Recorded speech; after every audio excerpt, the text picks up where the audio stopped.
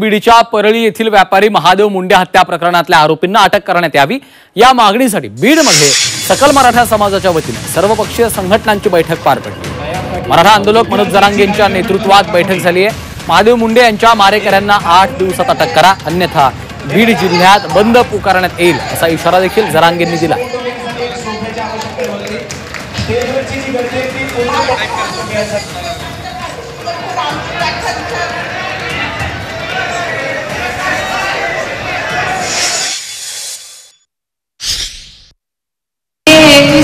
प्रवास केला आहे। एक विधवेला जे तिच्या नवऱ्याच्या न्यायासाठी विष प्यावं लागलं तेव्हा जेव्हा विधान भवनात आवाज उठवला गेला तरी पण मला असं वाटलं नाही की मला न्याय मिळेल। विधान भवनापर्यंत मी विषय गेला, त्याची भेट घेतली आणि निदानाने एवढंच म्हणलं की दादा मला मुख्यमंत्री साहेबांना भेटायचं आहे।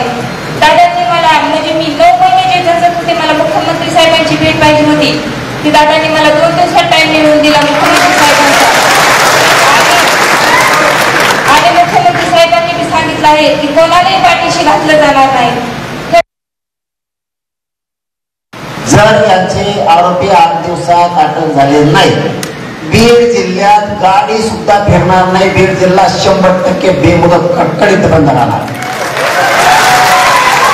एक बी रस्ता काही सुरू राहणार नाही।